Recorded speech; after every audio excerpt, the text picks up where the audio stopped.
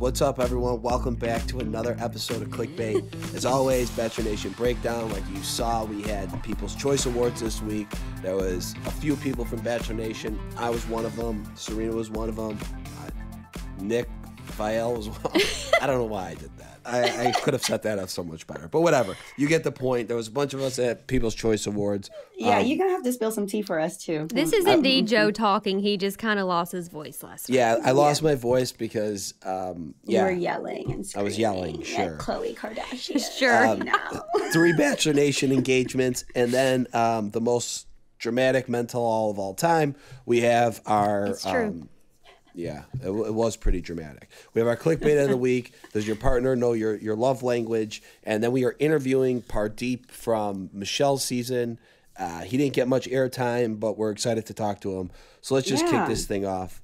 How's everybody doing? Better than you. Than your voice, honey. Better than your voice. Good. I know I lost my voice a little bit. Who were you yelling at? Tell us. I don't have COVID. I just lost my voice. Okay. Wait, y'all are both in LA, right? Y'all are both not at home. I feel like I need to be somewhere else. Yeah, I'm in LA. It's I lived here for almost 2 years, and every day it was sunny and nice. And since I've been here, it's been cloudy and cold. So Damn, Joe. I'm in Lake Arrowhead, and it's very sunny, but it is like 50 degrees. It's really nice, though. It's gorgeous. Yeah, but Joe, come on, give us something about these People's Choice Awards. I mean, you gotta spill some tea or something. Okay. What was gonna be your acceptance speech when you beat Khloe Kardashian? Well, in an alternative universe, I was never gonna win. Clearly. Wait, was Khloe there? Yeah, they were there. So they went up on stage and accepted it? No, they didn't even show that award. So, like, the elite of Hollywood they were on like the main floor. And then we were sitting up one level. So like then you were a nominee, you didn't even get to be on the main floor. They didn't even do my award. They didn't even show it. You are elite I'm confused. Reality. Are you an online only award? I don't even think that I stood a chance ever for it. But rigged. Yeah. But no, guys, can we run back the tape when Joe was like, I'm winning this thing? People are not sitting on their phone trying to vote for the Kardashians, though. I feel like people actually voted for Joe. They said you are going to have a slice of humble pie, Joe. We demand a recount. I need to see the results. We got there. They didn't even have our seats. Did Serena say, you're a winner in my book? No, she didn't. Serena wins best dress. She looks freaking stunning. Yeah, can we talk about that look? Enough about you. The pony, everything. The jewelry. Oh, my gosh. She looked very beautiful. It was, but we had a fun night. We went to Nice Guy after and had a few drinks. So who all was there? Okay. So obviously all your big celebrities. Who's your favorite to see? Christina Aguilera performed. Oh. Who was my favorite to see? Or most surprised to see? I mean, all I really saw was The Rock because he was like sitting in front of us, and he's just a big guy, He's a massive man, and he won like every award. So it was really should have been called The Rock Show. Wait, did this air live last night? The people choose him. Yeah, people love him. He's great, but I have met him. Kim Kardashian won Fashion Icon of the Century, I think. I was a little confused by that. Interesting. Yeah. I was confused by that. And then as far as we were sitting by Wells and Sarah Hyland. Oh, yeah, they looked cute. I love them so much. Katie, and taking pictures of her on his phone. It was really cute. On the red carpet. Katie and John, Tasha, and that was it from Bachelor Nation. And Nick Vial was doing E! News red carpet. So did you meet Katie and John in person? I did, yeah. They're nice, How was that? They seemed happy. They're nice, yeah. They seem happy. I mean, they're in a relationship. Was there a lot of PDA? No, not really. But it was. Didn't seem like the place for PDA, to be honest. Really? I saw you and Serena. I saw y'all. Well, I think in 2018, the People's Choice Awards. It was set up different, but because of COVID, they had to separate people and stuff. So it wasn't I was under the impression that it was going to be like we would all be sitting at tables, but that's not how it was. More like stadium seating. I see. Yeah. Yes. So, did you get to talk to anyone cool? Saw Chriselle. She was on our podcast before, and Chriselle's and she's blowing up, and she's really nice. Like she's just a genuinely nice person. I like her dark hair too. She's cute. I love when genuine people. She seems like humble. Like she knows where she came from. She is very she's cool. But yeah, whatever. I mean, it is what it is. I didn't win. For all the people that voted for me, I think we got. He voted for you. Wait, is it your dog a girl or boy? A girl. Oh yeah. She's like, damn it, Joe. She voted for you, Joe. Should have won. Okay. Well, clickbait says you're a winner, and too bad Paradise didn't win, but that's okay. I had a 5-minute speech plan. Did any of the Bachelor ones? None of them. I mean, I'm going to be honest. It's a show put on by, I think, and not our network. Our network. So I don't think we're going to win. The Kardashians won, and then they also said that they're moving over to Hulu. So. Yeah. So this may be the last time that they win. They're probably but they're moving over their to Hulu. show's off too. So. Well, okay. Okay. All right. So number two, 3 Bachelor Nation engagements. 'Tis the season. We have Amanda Stanton. Oh, who I met in LA once. Lovely, she's great. Human. She's sweet. So great. Her daughters are so cute. Oh, like her little minis. Yeah. They're precious. Yeah. I think they've been dating for like a year, right? Is that what it was? A year, and now they're engaged? Yeah, I think she said she got with him. She wasn't expecting to be in another relationship, but she had just gotten out of a previous one and didn't expect it at all. But then it just worked. Wasn't the previous one? Wasn't there like some drama involved? I think that was the one before, maybe the really tall guy. Yeah. There was some drama. Yeah, that was interesting. Bless. But, she's much happier now. Yeah, look how far we've come. Yeah, and you know what? And she's got 2 cute little kids. So yeah, hopefully they have a big happy family now. She's come a long way from Josh Murray. Yeah, she was on Nick's season, right? No, Ben's. Ben's, yeah. So what's interesting, these men just be finding ways to level up. What I thought was so cute was that he gave little diamond rings to the girls too. And they went to school hey. Like I promised, I'm marrying you, but also with the intention that these are my babies too. So cute. That's cute. That was so sweet. I'm sure people have done that before. Maybe I don't know where he got that idea, but shout out to Amanda's boo, because that just warmed my heart. Yeah, that's I didn't know that. I didn't know he did that, but that's and they're all like posing like this, like with their little rings. Amanda said that he didn't tell the girls that he was going to do it, or they would have told her. Oh, absolutely. I would have told my mom too. Like, girl, you better make sure you get your nails done today. I don't even think he told the family, like her family, until the day of, because he knew that they would tell. Oh my gosh, that's beautiful. Wow. So excited for them. So happy for her. So happy. Who else? So we have Sydney from Colton's season. She's a cutie. I haven't met her. She's engaged. I've never met her. She seems super sweet. She did Bachelor Live though, right? She was like a dancer, I think, because Becca's friends with her. Yeah, I've heard great things about her through Becca, but and didn't she? I think I heard that she moved to wherever the guy lives when they met, and then now they're engaged. So boom, boom. That's nice. And then, so good for her. And then we have Jasmine from Peter's season. My boo. My boo. This is your friend? So you're friends with her? Yes. She's a cutie too. I looked all these girls up. Jasmine. I gotta look her up. I don't even know who she is. Jasmine. Her outfit, that proposal outfit. Goodbye. Yeah, so right? Cute. And she had the most beautiful hair, the most beautiful, long, gorgeous hair on our season. We always used to be like, oh, Jasmine, we're going to cut it in your sleep one day. No. She's a cutie. No, she's such a sweetheart. I remember. When did she go? I don't remember her. When did she go home? So she went home pretty early.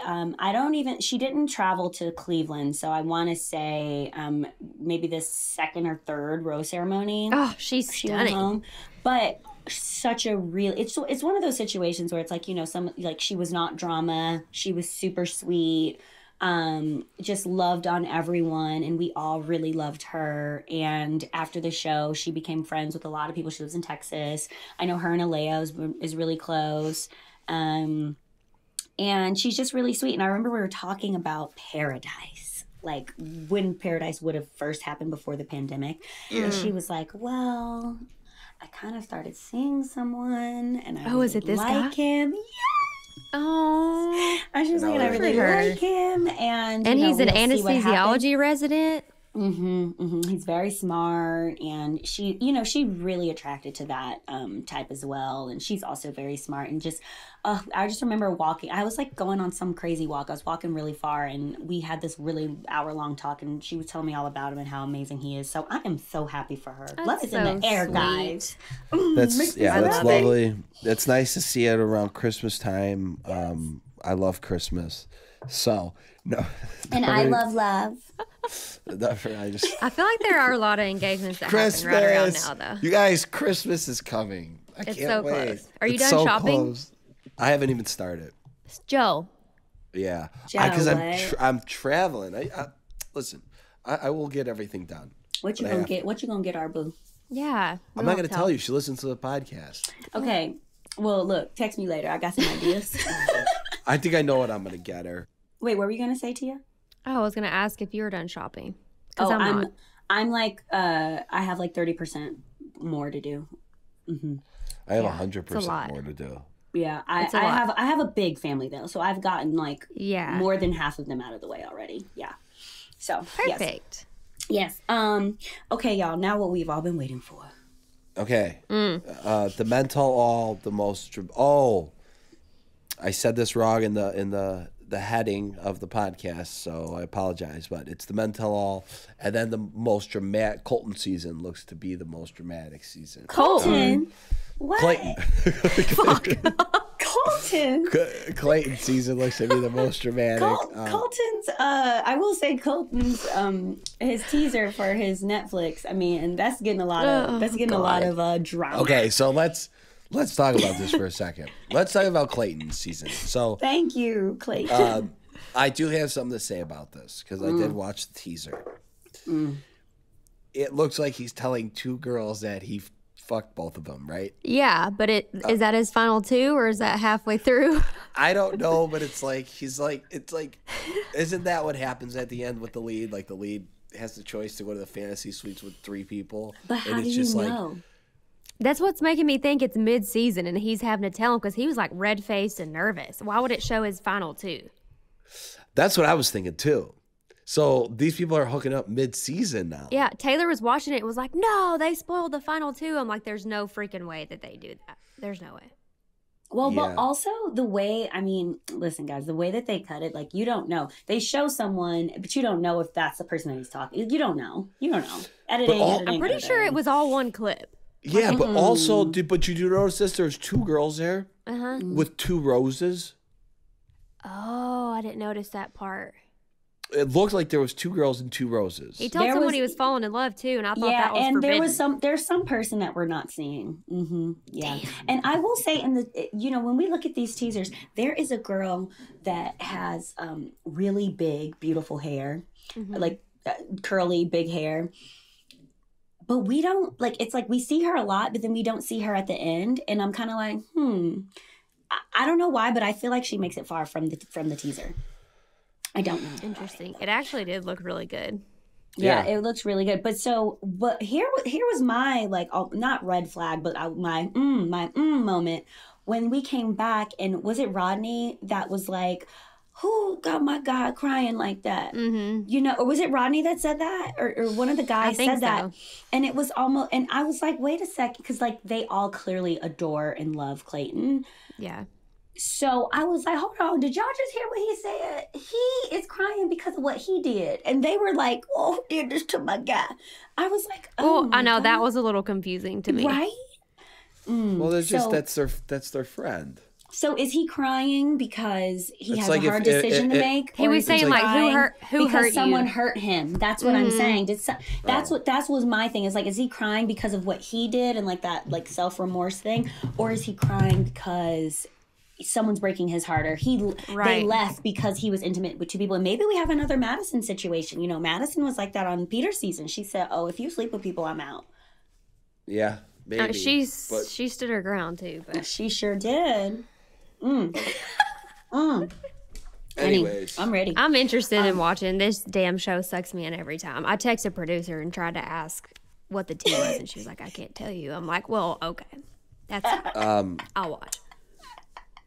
What else we have? So the men tell all. I don't know. My opinion when I watched it all, it just seemed kind of like it's a little rowdy. A little like, yeah, just a little like me. You're a jerk. I like Rodney. I thought he was the classiest. I liked the way that he presented the situation with Jamie. He gave him a chance to just be like, hey, listen, like, it's pretty clear what you did. Like, why don't you let's just talk about it and we'll move on. And Jamie just kept talking in circles. He couldn't do it. I just like the way I like the way Rodney handled everything. It just was classy to me. So that's my opinion. I've been a PJ stan from the beginning because I mean, he didn't make it very far, but I also like what he said and how he addressed Michelle. But just about like little brown girls looking up to her, but also how he told Jamie, like, you hurt me, like, because I came to you, and it was like, you lied, but also you have to understand, like, there's lying, and then there's also the hurt and deceit that goes with the lie that you just did not care about. And I think that was the thing that the guys were trying to put across to him. It was like, yeah, you lied, but also you hurt us as like bros and as like, I don't know, whatever bro code that is. It's like, just be honest, right? It's kind of the same thing with Martin too. Oof. Just like own up to it. Like you're so bold in what you're saying. Be bold in your apology, or just I don't know. I'm too hurt. I can't even talk about him. I can't. I really can't. But he met the love of his life, or his soulmate, or whatever he said. So. Who he had already met. No, he's like got a girlfriend now. Yeah. Who apparently he had before he went on the show. You guys know I'm triggered. I can't. I know. It's a lot. I can't. I feel like I can't get over that. But it's like, my God, the apologies just don't get any better or any different. I will say that when Jamie did finally apologize, when Michelle came at him, I mean, kudos, Michelle, because she was like, hold on, I have some things to say. Yeah. And I think that she made such a great point, and we talk about this, and I think we talk about this on the show a lot, too. It's like, how can I be someone who is rooting for you in your face, but then in the background being like, you know what I mean? It's like, you kind of have to, it's not real. And I think that was so mature of her to say.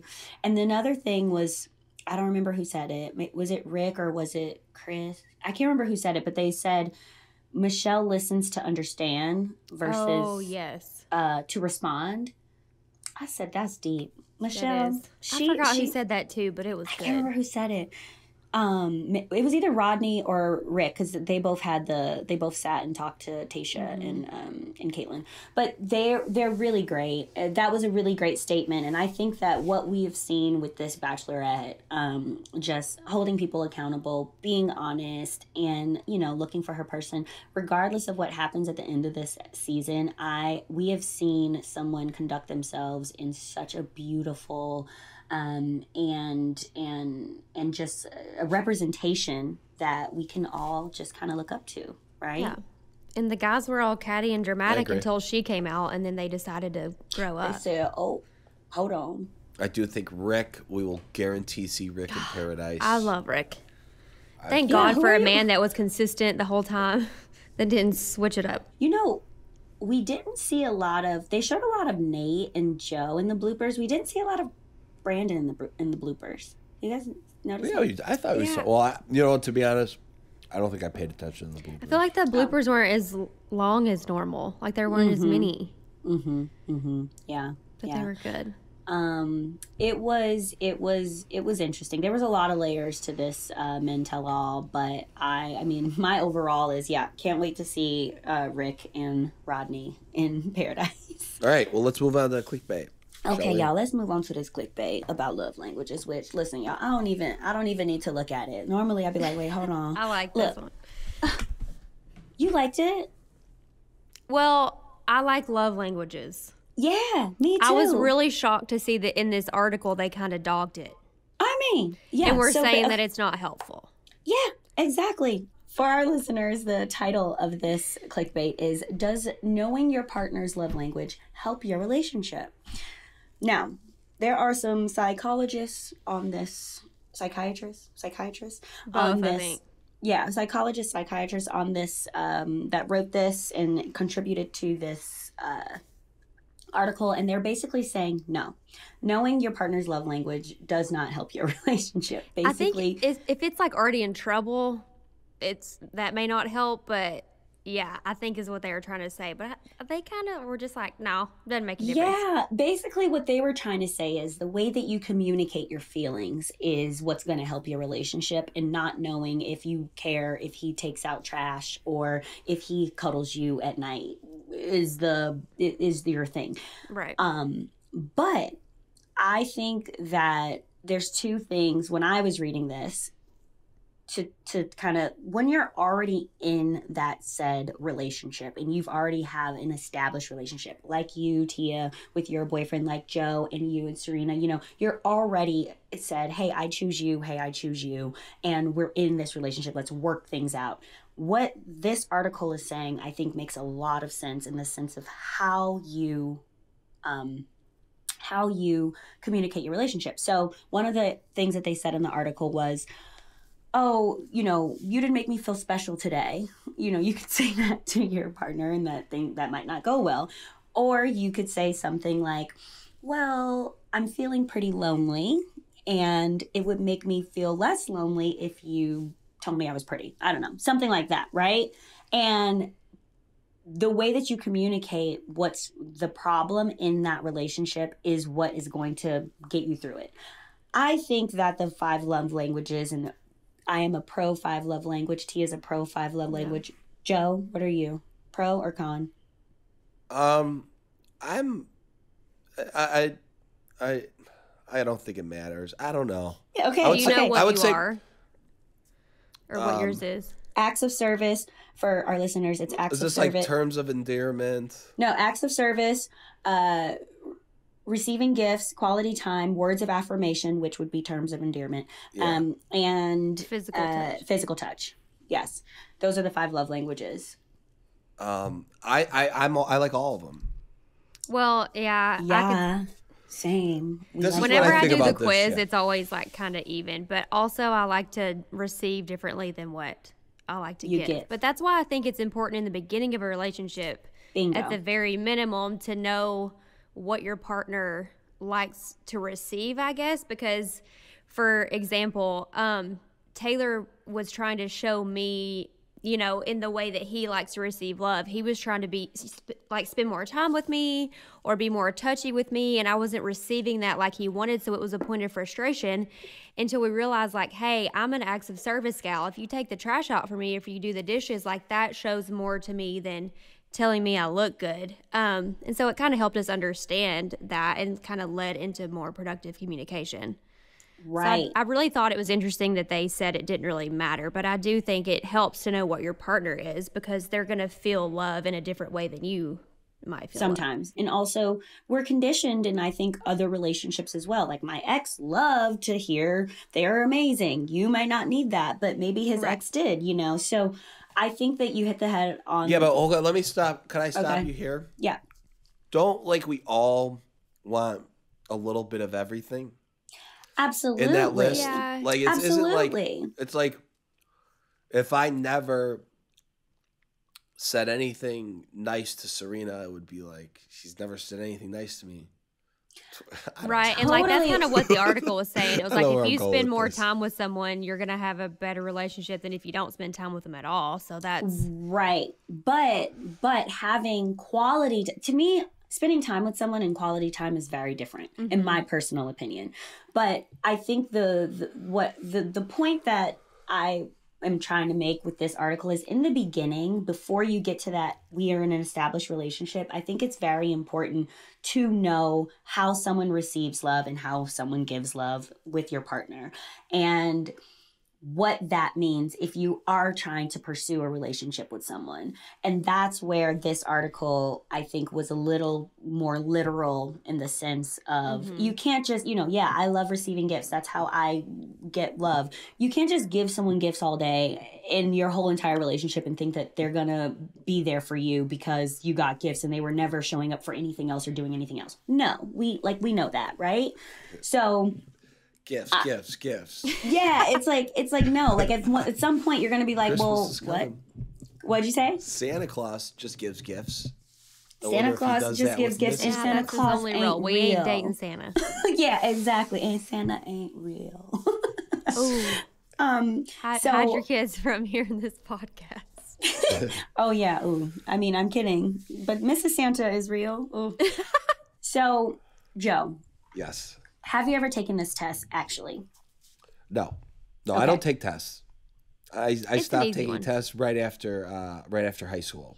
Okay. I don't like taking tests. I don't like school. It's a quiz. Can you do me a favor for all of our listeners? I don't like quizzes either. We're gonna put Joe on the spot. We're gonna put Joe and Serena on the spot here. All right, go for it. Can you and Let's Serena take the test today or sometime before our next podcast so you can tell us the scores that you get for your love languages? Because I know mine, and I'm sure Tia know hers too. Mm-hmm. And we gonna share, because I do think that it's important in the beginning of a relationship, but also I think that sometimes it surprises you. I know I can almost guess that I think you're gonna score very high on words of affirmation, Joe. I think you will. Love words of affirmation. Yeah. Tell me how wonderful I am at all times. Yeah, exactly. And if you don't, I will tell you. You're like, if you don't, I will tell you how awesome I am. Yeah. I give my own words of affirmation.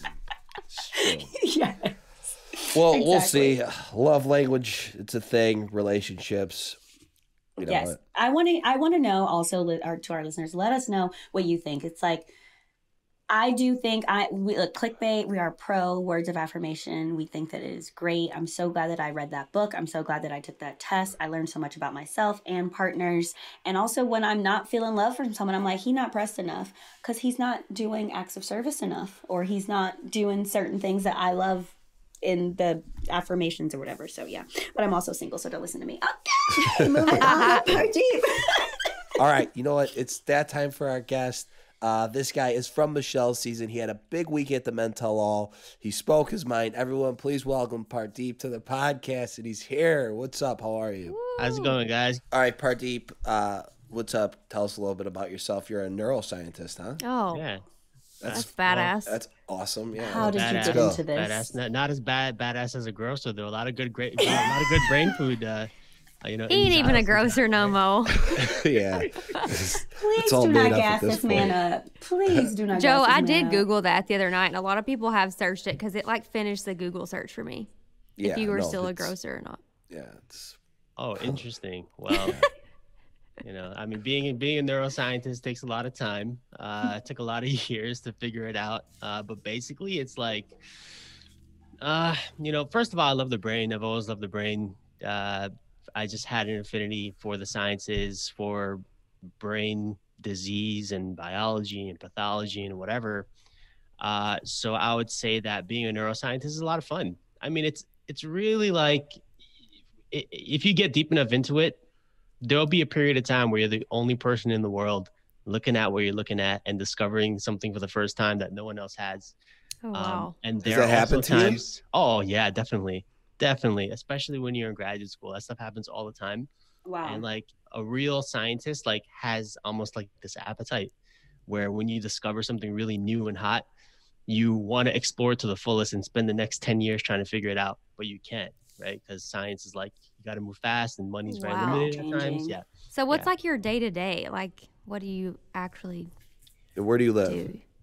So I live in New York. And so the day-to-day of a scientist is like, let's say, you know, so I study like brain degeneration. And then below that, it's neuroimmunology, which is brain immune responses. And below that, it's Alzheimer's, Parkinson's, and then any other brain damage, impact injury, things of that nature, stuff that induces inflammation. And then below that, it's like the immune cells in the brain. And then below that, it's the biology of the immune cells. And then below that, it's like the genetics, therapy, things of that nature. So the day-to-day is the day-to-day is like you are slowly trying to characterize like one very specific thing that you hope that in 10 years will become a therapy. And science moves very slow like that, but yeah, it has to. How cool would it be if you discovered like this awesome treatment for Alzheimer's? If I discovered the cure for or Alzheimer's, Parkinson's, anything like that would be so cool. If I discover that like today, right now, like it won't see a patient for another 10 years at least. Wow. That's how that's it crazy. works. You gotta take the time to like figure it out. So someone might have, but we just don't know yet. Well, you know what? It's complicated because these diseases, although they have like one name, there are actually multiple diseases within that. So like Parkinson's, for example, is known as like a movement disorder, but people with Parkinson's sometimes have depression, sometimes have issues with eating or appetite issues or seizures or brain inflammation or whatever. So like they ain't no silver bullet. Anytime you get an ad about a silver bullet, is fake. It's fake. I see. It's like individual treatments for multiple symptoms of like this overarching thing. Right. That's what it is. This podcast. Very interesting. This is turning into I love much it. Different This podcast. is great. I have a question because you know I have a science podcast, so like I'm a natural like. Oh, I gotta listen. Oh yeah. Okay. Actually, I want to come on your podcast now because I want to talk about epigenetics and like all that stuff. I'm really into all that with meditation. So we could do that. So, but I have a question, just for something that's like, you know, on a day to day that you could take, like a vitamin. I take vitamin D every day. But what would you suggest to just like something to take every day that's helps brain function? Yeah. You know, a lot of diet and exercise. Like diet and exercise is very, very important. Like I would say, like there are some areas like in and around Nepal, like those bordering nations between China and India that have some of the longest lifespans in the world. And they keep their like cognitive strength well into old age. But when you look at the way they live, like they have a very specific diet, very natural foods, have a lot of moderate physical activity around their family. So I would say like overall healthy lifestyle, like in your youth, is like really key to staving off a lot of like brain, you know, issues. I feel like Americans are generally lazy and our food is shit. So I mean, well, what about walking? Yeah. All right. Okay. So you tithe every Sunday. All right. Let's talk about okay.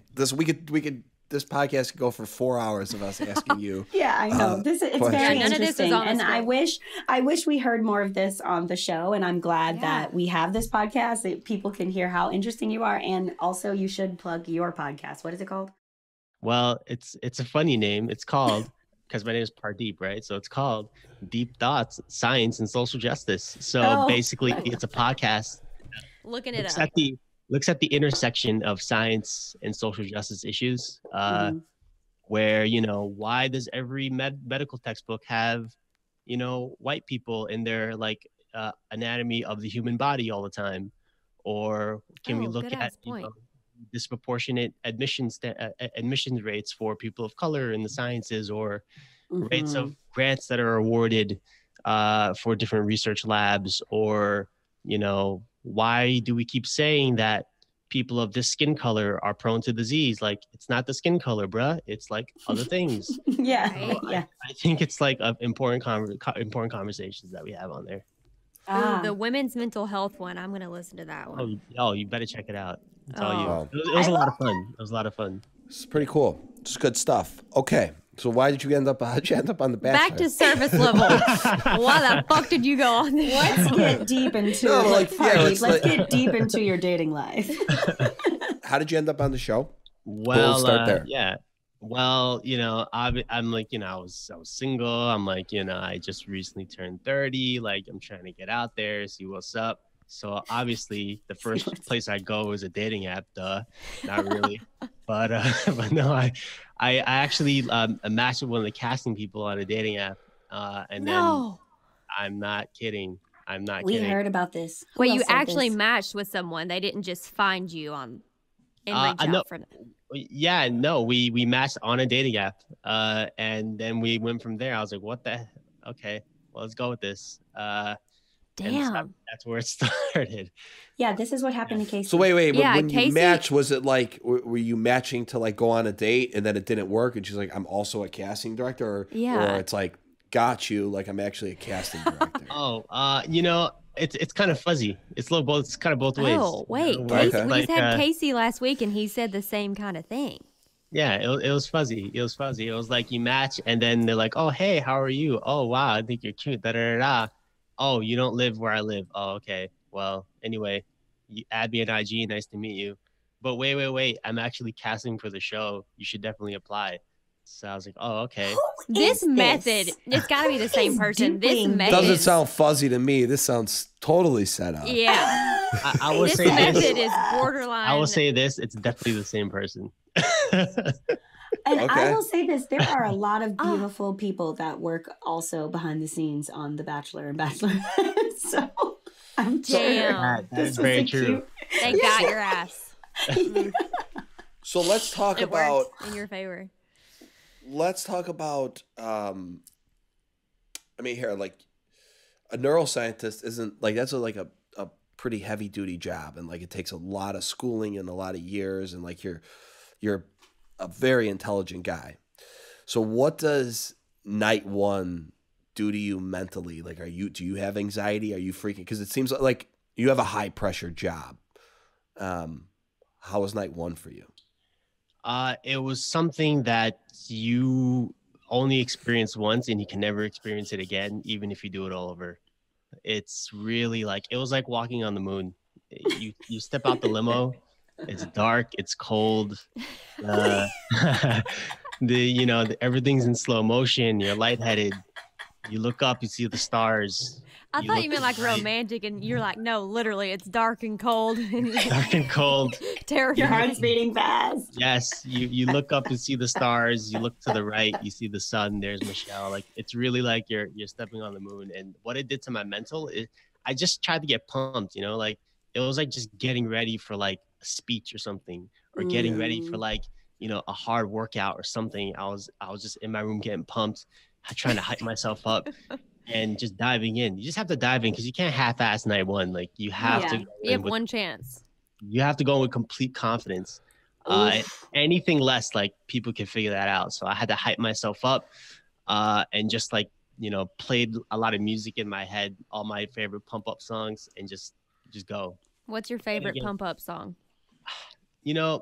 Angry Eminem, I would say. Ooh. Like 90s Eminem, definitely. Yeah. You better lose yourself. Yeah, I don't know if that's what you want to listen to when you go to meet. Well, the sad thing is that when I came out the limo, I was just starstruck, and of course it's melted, and I whispered like, "Oh my God," like to myself, and just tried not to trip. That was my baseline. Oh, trip. Did you feel any, like, was there any chemistry between you and Michelle? How was that? Michelle she's just a complete, like, she's spectacular. She's like so confident and smart and poised, and she's very inquisitive as well. I'm not sure if people caught the first conversation we had, but I'm like, I'm a neuroscientist, and I'm trying to figure out our brain chemistry, but I'm here to focus about our chemistry, something like that. And she's like, oh, tell me something about the brain.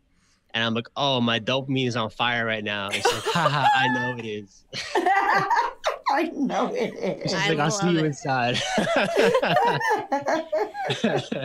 I love it. I'm dealing with here. Did you watch Matt's season? Did you know it was going to be? Well, you knew it was going to be Michelle, but did you know anything about her before going on the show? I definitely checked in on Matt's season just to see what she was about, and but nothing can prepare you for meeting her for the first time or going in on night one. So I think tell that to Ryan. Well, I'm kidding. Yeah, Ryan is a character, I think. Put it mildly. He's an interesting guy. Yeah. So you went home during the second rose ceremony. Yeah. Were you expecting it? Were you a little shocked? How was that? I wasn't sure, actually. I didn't meet Michelle the first night, and it's because of a lot of the drama that happened night one, unfortunately. Yeah. And so by the time week 2 came around, I'm basically still on night 1 as far as I'm concerned. Oh. We haven't had an interaction aside from the basketball game where she saw me suck at basketball. Yeah. But I think there are a lot of factors going on. Like it's a high pressure environment for anybody to be in. But then the whole representation thing was a big issue for me. Like once I realized I was the first Indian American to ever get a rose on this show, it's something that slowly started to creep up on me as days started to go by, because going in, you got to go in with your best foot forward, being your best identities. I brought my identities as a New Yorker, as a scientist. But then slowly I started to realize that, there's actually a lot more going on here. And if I slip up, if I make a mistake, if I do something that's can poorly characterize anybody that looks like me, it can be very, very bad. So I really started to get into my own head pretty early on about making sure I'm on my best behavior. Because when you're the first to do something, anything you do is very scrutinized. That's very true. Yeah. Did you feel a lot of pressure? Did you put pressure on yourself, or did you feel it from other people? I don't think anyone else cared except for me. Okay. Because, I am the one with this now role that I had as now representing what is dateable for an Asian American on a national TV show, right? So I think that for a general audience like that, they had never seen somebody with my face and my name as a viable dating partner. So I think that I had to represent that really well, even though, I didn't make it past week 2. But no, it's definitely something that it's definitely something that got into my head.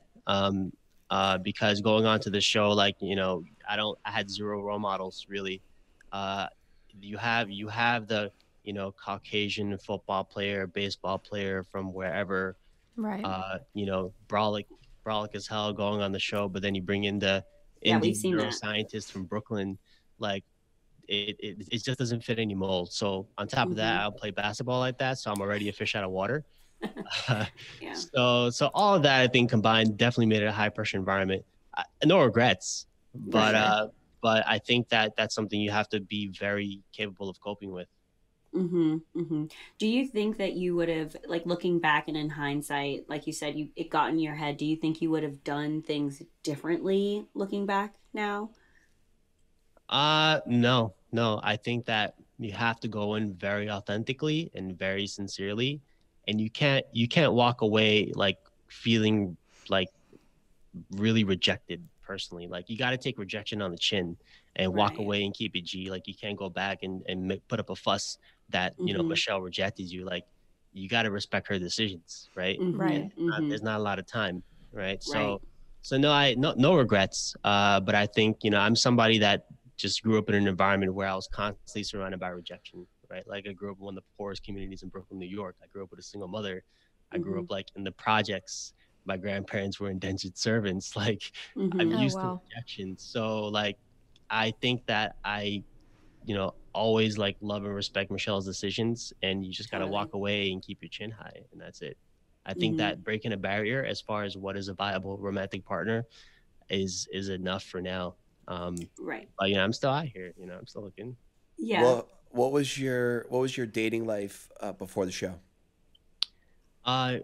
No, I didn't have a dating life really. Yeah, I was busy. I'm assuming your schedule is probably insane. Especially when you're in a health crisis, definitely. Yeah. Oh, definitely. For sure. Yeah, like me and my team like opened a pop-up COVID-19 testing lab like in my old neighborhood in Brooklyn in less than 6 weeks in the height of the pandemic. Wow. And you know, everybody's still sliding into my DMs trying to see what's up and go out on a date. Like, I can't, son. Like, kind of busy right now. So, you know, so I really have one. I didn't really have one. And, you know, it's like, because you have to, you know, I'm a giver. Like, I love giving acts of service, and I love creating pathways for people to achieve and become better, and, you know, and give them opportunity, whether it's like access to healthcare or education or whatever. Like, I'm all about it, because these are things I never had. Right. So no dating life, to answer your question.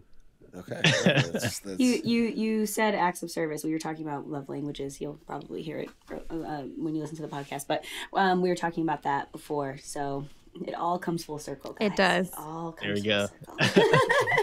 But you know, this is why I don't want to jump to the, we always ask, like, will you go on Paradise or what? But this is why I do love Paradise, because you're somebody, in my opinion, that, and I hate saying there for the right reasons, but you're somebody that wants to actually date, and you want to be on a dating show, and Paradise gives you just so many more options, opposed to, it's hard when, you know, you have Michelle who's got to choose from 30 guys, and she's also going through this new experience. So that somebody like you may get looked over because she doesn't feel that instant spark right away. But that doesn't mean that you can't go on the next show and meet somebody. And would you go on Paradise, actually? Would I? Yeah. I mean, I'm open to it. I think so. Yeah, definitely. I mean, I see a lot of great people go on and come off of Paradise, such as you, Joe, and others. So I think that's fine. Like, I'm down to try it out. And, you know, I'm somebody that likes to make the most out of very little.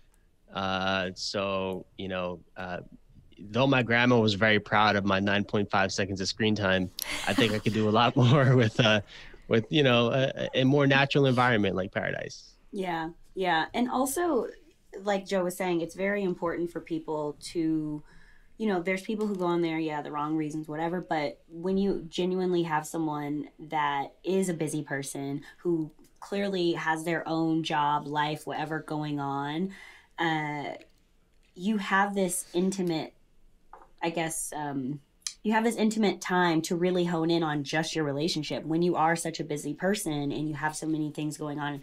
That's a lot of times why I think certain people like yourself are single, because you just don't have that intimate time to just focus on that one relationship. And you that's what the whole show promotes, is just your relationship and not your job and not all the other distractions that you have. So I definitely think you should go for Paradise for sure. Yeah, that makes sense. So Pardeep, we saw the women. We saw the men tell all yesterday. Yeah. What were your thoughts going back into the environment? And was there anything that we didn't see that you could share with us? So first of all, it was great seeing the guys, I think. But for a lot of them, it was time to come to a reckoning with their nonsense. And it's a shame that, like, you know, a lot of these folks, like, really, I was like, honestly, I feel so foolish sometimes, where like I really want to trust people and I really want to, like, put my best foot forward and work together and create things. But then you find out, like, some of these guys are actual douchebags and lying about their careers, lying about whatever. And I'm just like, I was so shook. Because I'm like, son, like, I left that behind. Like, I have like a normal job now. Like, I don't want to deal with this two-faced stuff anymore. But it's like, I was shook to find out, like, a lot of these dudes are just not sincere. That also speaks to your authenticity, that you were so amazed that people could be so douchey. And I was very shook. And I felt very foolish, I think, for a lot of these guys. And it's sad that how some of them can be still so articulate about, like, their position when they're just full of shit. Are you talking about someone in particular? I mean, there's just a bunch that are like that, but, you know, like, it's like Jamie definitely seemed like he was like that. He doesn't. He does. Yeah, he absolutely. Definitely seemed like he was like that. Calls himself a biotech CEO is like an insult to my field, honestly. Like, what, it's he calls really, himself a what? A biotech CEO. Like, oh, that was like this. It's like the stuff you see at 2 a.m. On cable news, trying to get you to spend your pension fund on. Like, it's just like not real stuff. Oh, so it's sad and disappointing. Like, come on, man. But I felt very foolish and never again though. Never again. What about, are there any guys that you would consider a friend? Yeah, or good friends. any guys that you like? I would say that Romeo is my best friend. Oh, yeah, nice. Okay. I love Romeo very much, and so because He's a New Yorker too, right? Is he a New Yorker? He is. He's from Harlem, but on top of that, like, we're both academics. Like, we're both in STEM. Like, he's a mathematician. I'm a scientist. Like, we kind of like, on the same frequency a lot of time about things. We're very analytical, and so like that was very comforting to have him in the house, and just to like talk shop with him in a very like sort of civilized way. You know what I mean? Yeah. And Romeo seemed very, he also seemed very hurt by, just his statements on the mental law. He seemed very hurt by the actions of a lot of the people as well. And like, just like, how could this happen? I was a little thrown off by that though. So he was like, I looked up to you with Jamie. What was Jamie doing in the house that guys were looking up to him? Like, what was happening here? Like, I looked at Jamie and was like, oh, this guy. Like, I liked him on his one-on-one, and then it completely. I loved him on his one-on-one. Flipped. Yeah, Jamie is like, he's somebody that will like, pick you up something from the gas station when you need it, and that's fine and everything. But like beyond that, I don't really know what he's gonna do. It's like he has like a lot of. Jamie is somebody I trust to do the right thing when he's in front of you, but I don't trust him to do the right thing behind closed doors. And that says a lot. There's one thing I learned. It's like, if there's one thing I learned, it's like the best way to watch somebody is, not look at them, right? Because when you're looking at them, like, they're on their best behavior. And there's one thing I learned growing up in New York is like, you're always being watched, even if you think you're not. Right. And so this is somebody who, now that the sort of rug is pulled out from under us, we see that his positivity was actually a lot of toxic positivity and irrational positivity. And like somebody who, even when you shouldn't be positive and you're allowed to be sad, he chooses not to, because I don't know why.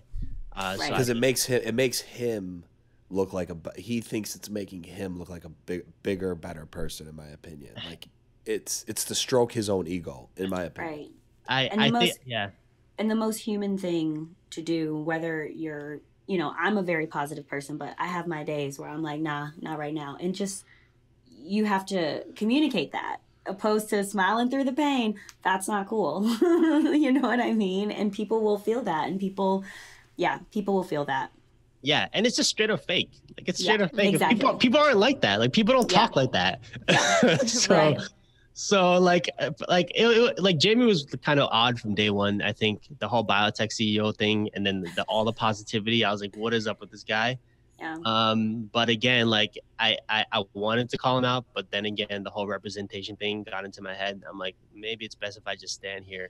But if there's one thing, one of the best things my mom taught me is probably, if you want to prove someone to be stupid, just let them talk, and they're gonna prove it. Yes, because they'll show themselves. And they did it. And they did it. I didn't have to do anything. Totally. Yeah, I feel that. I totally feel that. And so watching it back, and the one thing I will say about people like you and other people on the mental law, seeing, people now can see right through Jamie, see right through Ryan, see right through like the people who were the characters, I guess, or the people who weren't being as authentic. But it really gives a boost to the people that were. So it's like you almost have to be grateful for those people as well when those people get cast, because then you really get to see the authenticity towards the rest of the guys. And so you and Casey and Romeo were three people who we didn't get to see that much on the actual show, but in the Men Tell All, we got to see you speak your mind and see how you felt, and I think that was a great thing. Yeah, I mean, that's the time to like really bring justice to some of these fools, like at the Men Tell All. So I think, if there's a time to do it, it's there. Sure. And I certainly did as well, and it felt damn good. Good. Oh, it felt so good. All right, people support that. I want to root for that too. We're gonna play a little game with you, but before we do, tell our listeners like what's next for you, where they can find you on social media. Well, you can find me on Twitter, Deep Brain Stimuli. Obviously, that's a play off my name. So Deep Brain, and then Stimuli is spelled STMULI, because the Twitter doesn't fit my name. So Deep Brain Stimuli on Twitter, Pardeep in Brooklyn on Instagram. And I'm very open in DMs. I love responding to people. I'm very social. So definitely hit me up. I'm down for that. You're so cool. I'm so glad we had you today on the podcast, so people can actually see that. Yeah, what a I love the beginning of our interview. It's like interviewing you about your job. That was great. Yeah, I love this. No, I'm happy to talk science anytime. Well, we're going to talk some men real quick from your season. Okay. And it's I can't even say the word now. Superlatives, Men Tell All edition. And you're just going to tell us the first person that comes to mind. Okay? Okay. Yeah, gotcha. Best dress at Men Tell All. Oh, me. All right. You did look good. I saw you in the Bachelor Nation TikTok. How much balls good. did it take to wear a Nehru suit on the Bachelorette? I mean, I'm the best. Yes. I love this. He's giving Joe energy. Joe energy right now. Mm-hmm. I am the best dressed. Sorry, boys. Who owed Michelle an apology the most? It's a great in question. your opinion. I would say that I would say Martin, definitely. Martin is like, there's a lot of weird stuff he said like off camera and behind the scenes about women that really rubbed me the wrong way. Like none of it was shown, but like I think that he was very like inauthentic for sure. He's somebody that you go on the first date with and it's the best date of your life, but then 4 or 5 dates in, then you see the red flags. I think we all felt that, right, Tia? Yeah, it's triggering as shit. We've talked about him several times, and I don't think he still even gave a full apology. Yeah, like his sort of toxic machismo attitude makes him a coded misogynist towards women. Yeah. And like, call me an ass for saying that, but I'm very specific with what I say, right? Like I'm not just calling him misogynist. I'm calling that was my exact thought when I watched. There's a lot of weird stuff he said like behind the scenes and like like to producers and stuff. It just like so confidently, like he's never been confronted with these things before.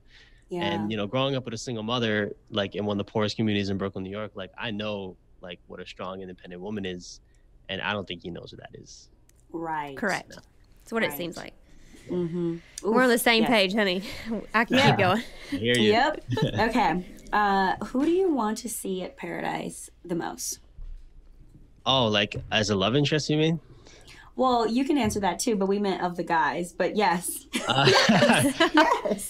Please listen, tell us. I want to see Will and Peter, but I want to see them at peace on Paradise. That's what I want to see. Because they got energy. Sweet. They got energy, but like if they work together, oh my God, like they can accomplish great things. So like I want to see them like at peace. Like okay. That's how I want to see. I like that. Okay. And you're gonna tell us love interests? I mean, it's hard to say because like there's a lot of great people, and I honestly don't know everybody in Bachelor Nation like that. Say Natasha. Well, I will say that Joe said Serena, and look at him now. Oh, true, manifesting. He sure did. He did not care. Okay, moving on. You can think about that one. I'll think about it. Yes, think about it. Manifest. Person who told it like it was the most at the Men Tell All. I mean, we all know who that is. That's Mr. Casey. He did, man. Through and through. Guys, it's the real deal. We had him on the podcast last week, and he was like, "Y'all buckle up," and we said, "Oof, okay." Yep. Okay, crowd favorite in the studio. Who got the most like woo woo woo? Oh, like walking in the room, like walking into the house or whatever. Oh, Jamie. Yeah. Jamie got a lot of love from the guys for sure. People wow. Really? Very much. Yeah. But he ain't like that in real life. So, you know, he's somebody that will gladly take all the sympathy and all the applause, but like never turn around and give it back authentically. So, you know, he's somebody who he loved the love, but like he ain't like that. He ain't really like that. So he got a lot of love in the house, yeah. And the cringiest hot seat interview. Oh, like for Men Tell Law? Cringy. That stuff with Rick was weird. Why you gotta bring a cake with his face and then make him bite it? Okay, yeah. I thought they were gonna make him get back under the table, and I was like, "Don't do my man Rick like this." I thought someone else was gonna be under it. I didn't know what was gonna happen. I was like, I know Michelle is not under there. I wasn't interested in seeing what was under that thing. I just wasn't. Okay, person you were most excited to see from the guys when you got there? Oh, man, definitely Rodney. Man, Rodney's just like one of the nicest guys you ever could meet. Like, actually, me and him, we shared that. So you didn't see it on TV, but like me and him shared the same limo on night one. So he was actually one of the first people I met coming out of quarantine or whatever. So, you know, him in his Apple suit or whatever. So great. We, you know, he and Nate may be, you know, roommates or whatever, but listen, I was in that limo night one. So like that's real, you knew him first. That's like the real night one, real day one stuff right there. So definitely, man, Rodney is like, I'm so proud of him. I'm so proud, like how far he made it, how he stuck with it, how he was always true and honest and like just put his best foot forward. Like, this is somebody like, gotta be proud of that guy.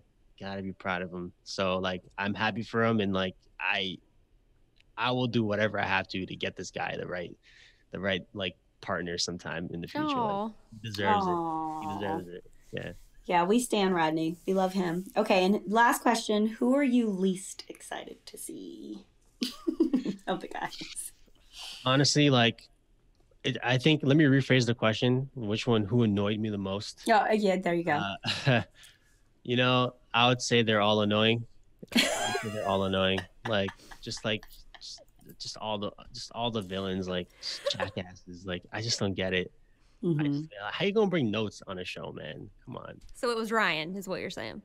Ryan was definitely annoying. Yeah, like as soon as I saw him like give his little speech about what kind of girl he wants and in my brain I'm like, yo, if I brought notes, my head will be on a platter right now. So I'm not letting him get away with that. I'm not letting him get away with redemption without taking a massive dump on him, because like if I did that, I would be dead and no one would come to defend me. So like I'm taking a dump on him. So like you bringing notes to this thing, you doing your homework, like it's so weird. I don't think he redeemed himself, so I think you're good. Okay, well he tried, you know, and it's like, you know what The Bachelor is? That's like another lie. Like, come on. Yeah. This stuff is so easily verifiable. It's so easy. Bachelor Nation fans, like, they will figure it out. They're like, you're smart. A real researcher. That shit wasn't research. You're a real researcher. Yo, you could figure it out like this, bruh. Like, don't do that. Don't do that. So it was. And I also thought it was really funny how he was so sure of what he wrote and what someone else wrote. Oh, I didn't write that. Oh, someone else wrote that. Right. Like it was like, oh, okay. Again, like if he made it to top 3 or 4, you would never hear about those notes. He would never apologize for them. That was a good point. That was a good point. He would have succeeded. So no, screw that. Yeah. I apologize because I got caught. Yeah, he apologized because he got caught. That's it. That's the only reason he's apologizing. Well, that was all. Pardeep. Yes, thank you so much. This is great. I'm going to check out your podcast too. You're in here. Thank you. Thank you for coming on. We appreciate your time. Of course. Listen, anytime. We look forward to you in paradise. Listen, like as soon as I get a call, I'll let you know. Our guests are bomb. He was great. The beginning was this could have been a very different interview. I know. I'm kind of sad that people didn't really get to see, you know, all of that in full depth. Yeah. I feel like they could have did a lot of funny stuff, like with like the brain and him and Michelle, and like, you know, always every time they saw each other, kind of like Rodney and the Apple, how they always had like a little thing, you know, like a continuing theme. What's that called? But a runner. Todd taught me about that. If you don't have a connection with the lead, yeah, it's true. You gotta go. Yeah. So, It's just plain and simple. You can only pick one. We all know about that. But I like him. I think he's somebody that could potentially be in paradise. So we'll see. There's a lot of guys right now. There's a lot of guys that could potentially be there. So we got 2 seasons. 2 seasons. It's gonna be spicy. Oh yeah, true. Yep. Natasha. Yep. We'll see you down there again. Oh. Me next to Wells. Next to Wells, honey. Yes, you will. Me and Wells gonna be pull it up. Yep.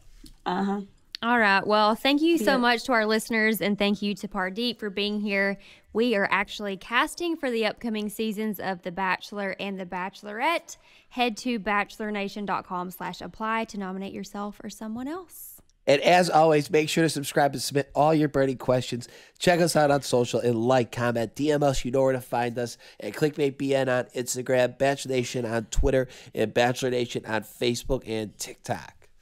And share your stories with us. We want to know what clickbait you're looking at this week. Subscribe to our podcast on Apple Podcasts, Spotify, the Wondery app, or wherever you guys are listening right now. See you guys next week.